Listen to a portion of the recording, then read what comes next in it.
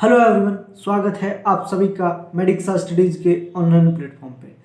Friends, आज के इस सेशन के अंदर अपन डिस्कस करने वाले हैं प्लाज्मा के बारे में। ठीक है, प्लाज्मा क्या होता है और इसका कब है, किन कंडीशन के अंदर है वो ट्रांसफ्यूजन करते हैं और क्या क्या इसके टाइप्स हैं, तमाम चीज़ें हैं इसके बारे में अपन डिस्कस करने वाले हैं। सबसे पहले बात करें plasma.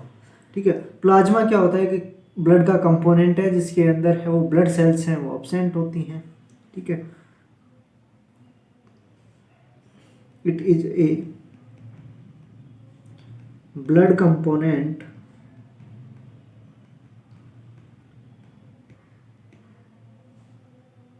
where blood cells are absent। यानी एक ऐसा ब्लड का कंपोनेंट है जिसके अंदर क्या ब्लड सेल्स हैं वो सभी एब्सेंट होती है। ठीक है, नेक्स्ट बात करते हैं कि प्लाज्मा जो है वो कितने टाइप का होता है। ठीक है, तो टाइप का है वो आपने सुना होगा, देखा होगा। ठीक है, पहला आता है एफएफपी और सीपीपी। एफएफपी क्या होता है? Fresh frozen plasma.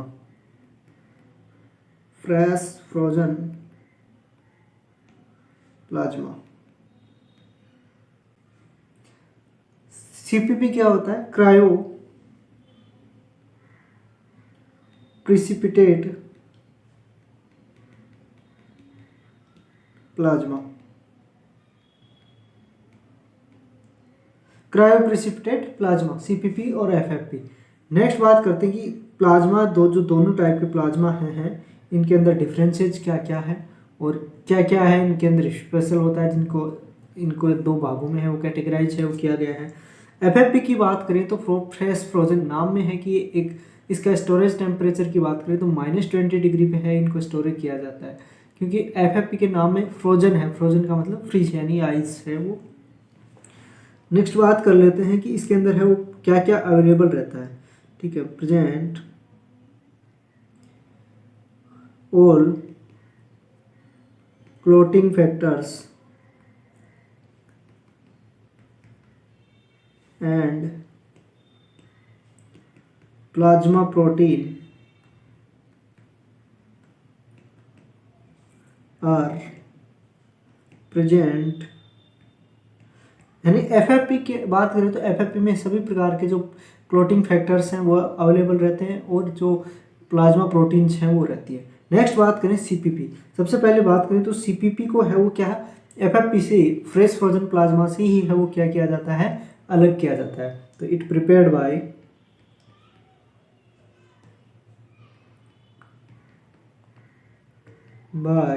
एफएफपी, यानी इसको फ्रेश फ्रोजन प्लाज्मा से है वो अलग किया जाता है तैयार करने के लिए। Specific clotting factors are present.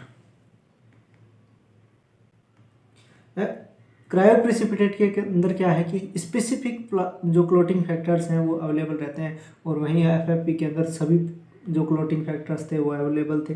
ठीक है, नेक्स्ट बात कर लेते हैं कि इंडिकेशंस हैं वो क्या क्या रहेंगे।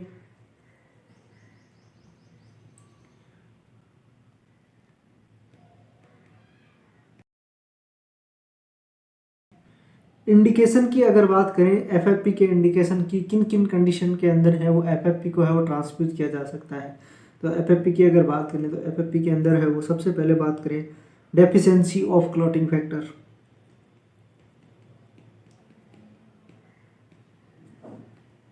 ऑफ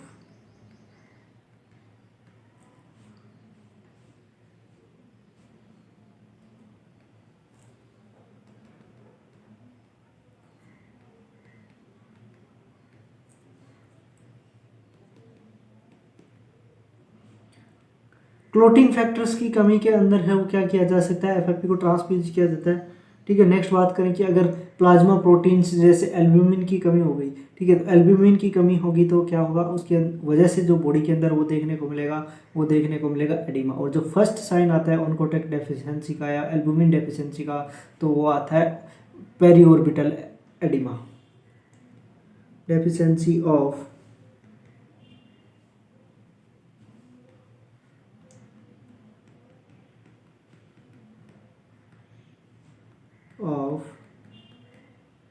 प्लाज्मा प्रोटीन,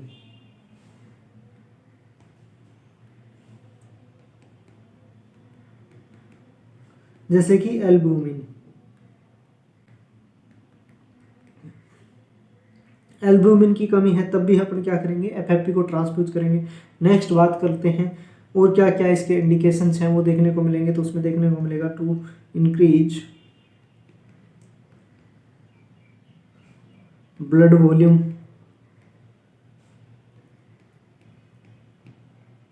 अगर ब्लड वॉल्यूम को है वो इंक्रीज करना है, सडन इंक्रीज करना है, तो उसके अंदर है वो क्या कर सकते हैं अपन, प्लाज्मा का ट्रांसफ्यूजन है वो कर सकते हैं।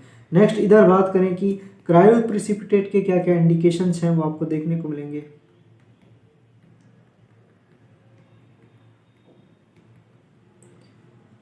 क्रायो प्रिसिपिटेट को अपन किन कंडीशंस के अंदर है वो दे सकते हैं, जो इसके अंदर क्लोटिंग फैक्टर्स हैं वो प्रेजेंट होते हैं, उनकी डेफिशिएंसी के अंदर है वो क्या कर सकते हैं, इसको ट्रांसफ्यूज है वो कर सकते हैं। तो डेफिशिएंसी ऑफ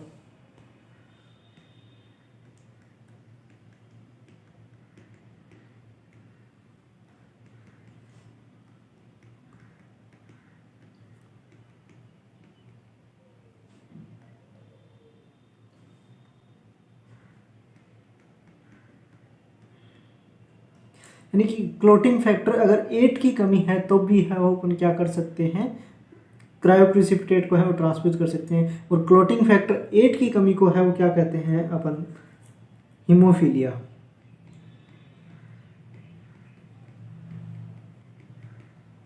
हीमोफीलिया ए है वो बोलते हैं अगर क्लोटिंग फैक्टर 8 की कमी हो।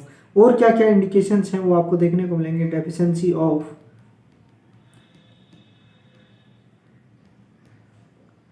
क्लोटिंग फैक्टर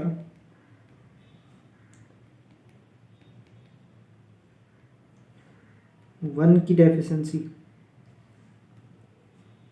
अगर क्लोटिंग फैक्टर 1 की कमी है तब भी है वो उसको क्या बोलते हैं, और इसको क्या बोलते हैं, फिब्रिनोजन।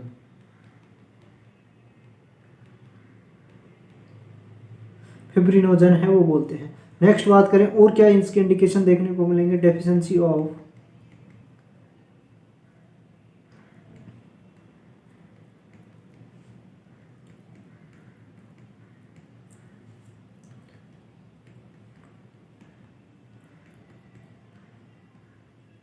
अगर क्लोटिंग फैक्टर 13 की कमी है तब भी अपन क्या कर सकते हैं, क्रायोप्रिसिपिटेट को ट्रांसफ्यूज कर सकते हैं। तो क्रायोप्रिसिपिटेट के अंदर 3 क्लोटिंग फैक्टर्स हैं वो प्रेजेंट होते हैं। पहला आता है clotting factor first, 8th and 13, यानी 1, 8 और 13 क्लोटिंग फैक्टर की डेफिशिएंसी में अपन क्या कर सकते हैं, क्रायोप्रिसिपिटेट को है वो अपन ट्रांसफ्यूज है वो कर सकते हैं।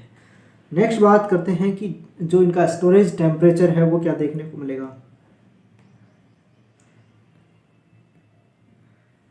स्टोरेज टेम्परेचर, स्टोरेज टेम्परेचर की अगर बात करें तो फ्रेश फ्रोजन प्लाज्मा को है वो -20 डिग्री सेंटीग्रेड पे है वो क्या किया जाता है, स्टोरेज।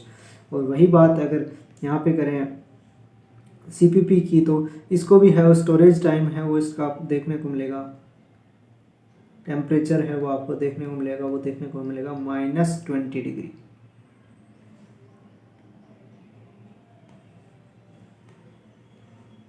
-20 डिग्री सेंटीग्रेड पे है और दोनों प्लाज्मा चाहे कोई सा हो, एफएफपी हो या सीपीपी, स्टोरेज टेम्परेचर है वो रहेगा -20 डिग्री सेंटीग्रेड। नेक्स्ट बात कर लेते हैं स्टोरेज टेम्परेचर ड्यूरेशन की।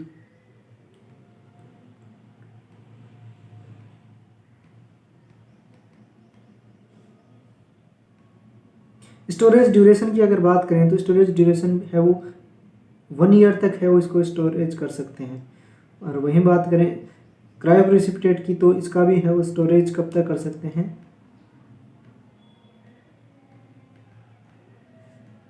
1 ईयर। यानी दोनों टाइप के जो प्लाज्मा हैं उनको कब तक अपने स्टोर कर सकते हैं, 1 ईयर तक है वो स्टोर है वो कर सकते हैं, चाहे क्रायोप्रिसिपिटेट हो या एफएफपी हो। ठीक है, नेक्स्ट बात कर लेते हैं इन्फ्यूजन टाइम।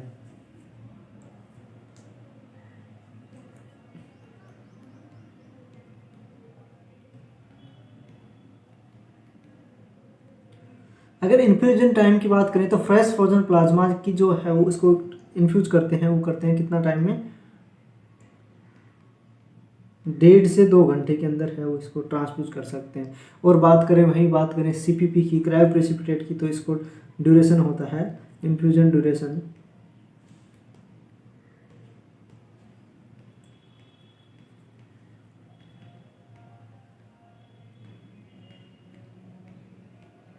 वो रहेगा 15 से 30 मिनट। यानी क्रायो प्रेसिपिटेट को 15 से 30 मिनट के अंदर है वो क्या कर सकते हैं, वो अपन है वो कर सकते हैं, स्टोरेज है वो कर सकते हैं।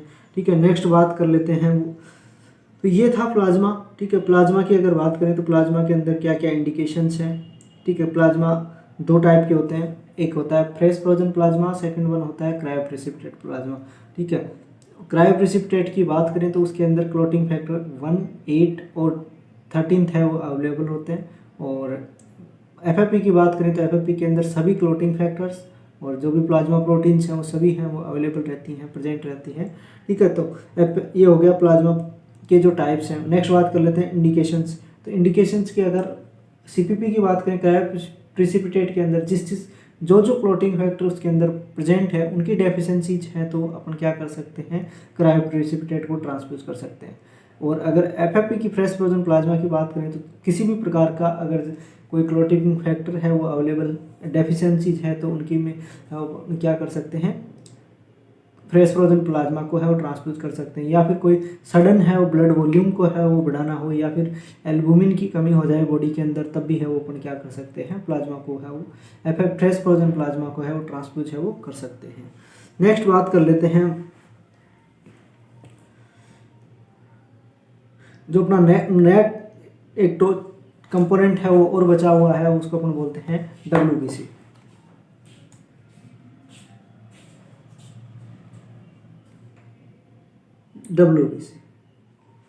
डब्ल्यूबीसी क्या बोलते हैं, ल्यूकोसाइट।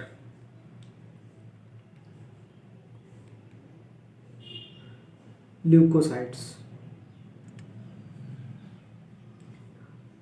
ठीक है, डब्ल्यूबीसी की अगर बात करें तो डब्ल्यूबीसी का जो नॉर्मल अमाउंट है वो बॉडी के अंदर कितना प्रेजेंट होता है,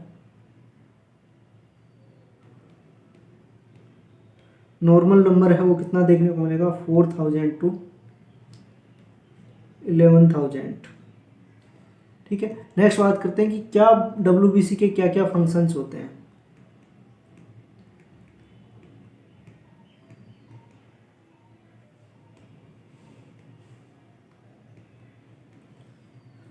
फंक्शंस ऑफ डब्ल्यूबीसी, तो सबसे पहले अगर बात करें तो जो डब्ल्यूबीसी है वो बॉडी को क्या डब्ल्यूबीसी को क्या बोला जाता है, प्रोटेक्टिव, यानी कि जो इन्फेक्शन से है वो प्रोटेक्ट करती है, to prevent from infection.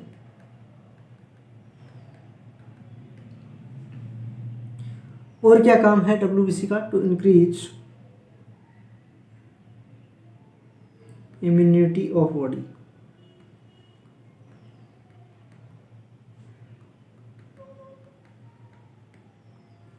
Body की इम्यूनिटी जो है वो क्या करती है, बढ़ाती है डब्ल्यूबीसी। नेक्स्ट बात कर लेते हैं कि कौन कौन से इंडिकेशंस हैं जहाँ पे डब्ल्यूबीसी को है वो ट्रांसफ्यूज किया जा सकता है।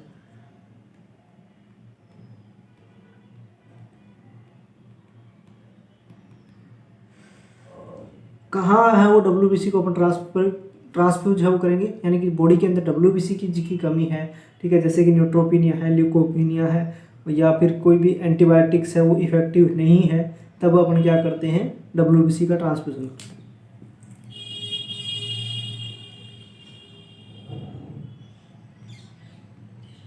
ल्यूकोपिनिया, न्यूट्रोपिनिया,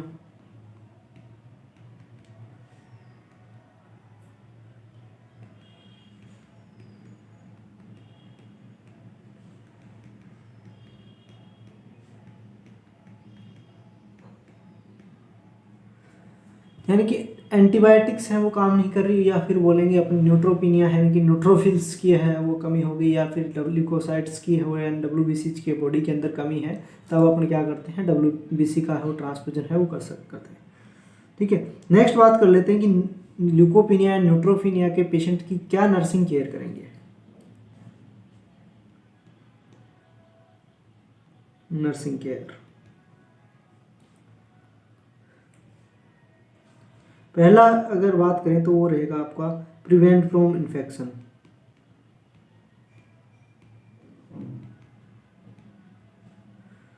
प्रिवेंट फ्रॉम इन्फेक्शन यानी कि बॉडी को है वो इन्फेक्शंस को से है वो बचाना है। मेंटेन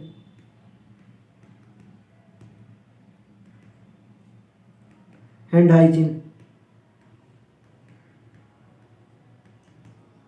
हैंड हाइजीन को है वो मेंटेन करना है, जिससे कि है वो किसी प्रकार का है वो इन्फेक्शन का है उस स्प्रेडेशन है या स्प्रेड है वो नहीं हो सके। ठीक है, नेक्स्ट बात कर लेते हैं और क्या करना है, वो करेंगे बैरियर नर्सिंग का यूज करना है। यूज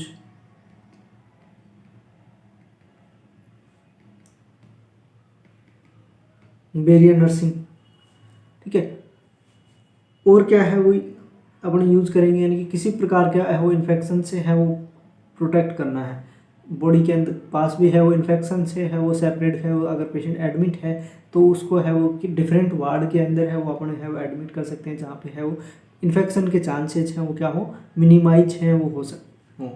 ठीक है, नेक्स्ट बात कर लेते हैं कि WBC की एक यूनिट WBC के अंदर कितनी अमाउंट है वो होता है।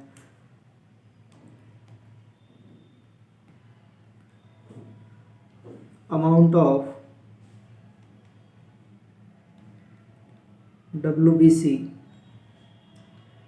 इन 1 यूनिट, एक यूनिट के अंदर है वो आपको कितना देखने को मिलेगा, 400 ml है वो देखने को मिलेगा। नेक्स्ट बात कर लेते हैं, वो बात कर लेते हैं duration of storage.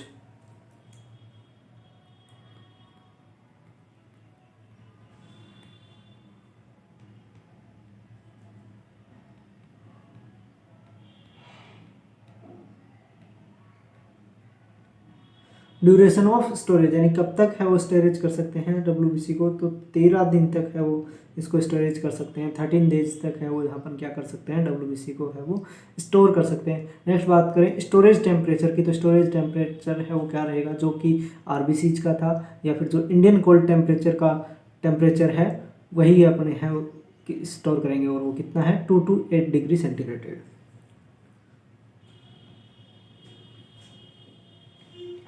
Storage temperature की बात करें तो वो रहेगा 2 to 8 degree centigrade.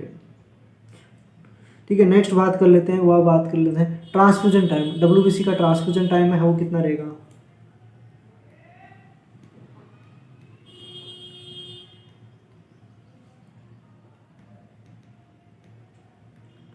Transfusion time है रहेगा वो रहेगा 1 आवर्स।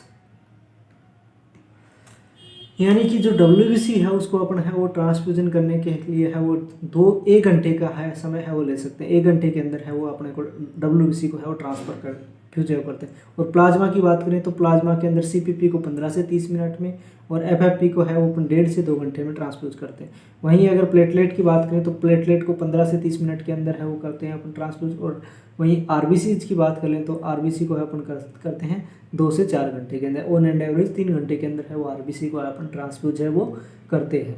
तो बेसिकली अपन ने सभी कंपोनेंट्स हैं वो डिस्कस कर लिए हैं जिसके अंदर है, जैसे कि सबसे पहले अपन ने किया RBC किया, ठीक है, उसके बाद प्लेटलेट किया, प्लाज्मा किया और WBC है वो कर लिया, और बच गया एक है वो wall bloods.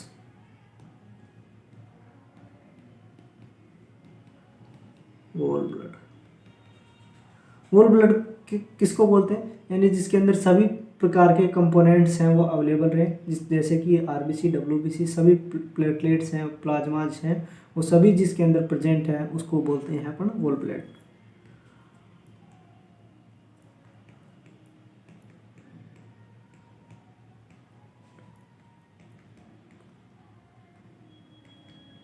All component of blood are present in all blood,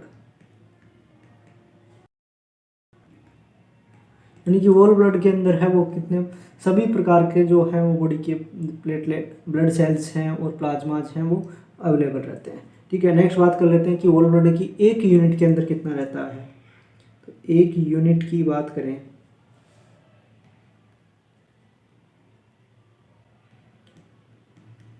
एक यूनिट की बात करें तो इसके अंदर है वो 350 ml है, वो आपको देखने को मिलेगा 350 ml। और इसके अंदर बात करें 350 ml के अंदर बात करें तो 300 ml है वो देखने को मिलेगा ब्लड, प्लस 50 ml है वो क्या देखने को मिलेंगे, प्रिजर्वेटिव और एंटीकोगुलेंट्स, प्रिजर्वेटिव एंड एंटीकोगुलेंट्स।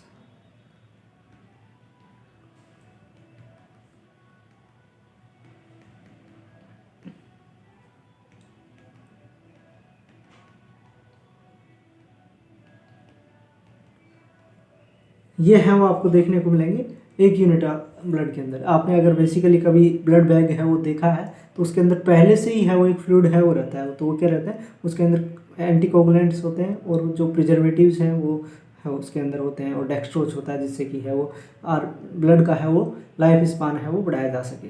तो ये हो गया अपने ब्लड का जो कंपोनेंट्स हैं वो अभी अपन ने सभी हैं वो डिस्कस कर लिए हैं आज तक। और आगे की जो नेक्स्ट क्लास है उसके अंदर है वो ब्लड का है वो प्रोसीजर है वो अपन डिस्कस करेंगे, क्या क्या क्या प्रोसीजर है वो कैसे फॉलो किया जाता है, वो प्रोसीजर अपन नेक्स्ट क्लास के अंदर फॉलो करेंगे। आज के लिए इतना ही, बने रहिए मेडिक्स स्टडीज़ के साथ में। और आपने अभी तक चैनल को सब्सक्राइब नहीं किया तो सब्सक्राइब कर लें, सभी फ्रेंड्स को हैं वो शेयर हैं वो ज़रूर कीजिए। और आप हमारे व्हाट्सएप चैनल के अंदर ऐड होना चाहते हैं तो वीडियो के डिस्क्रिप्शन बॉक्स में है, जाके है वहाँ से चैनल ऐड हो सकते हैं, ज्वाइन कर सकते हैं। Okay, thank you. आज के लिए इतना ही, बने रहिए मेडिक्स स्टडीज़ के साथ।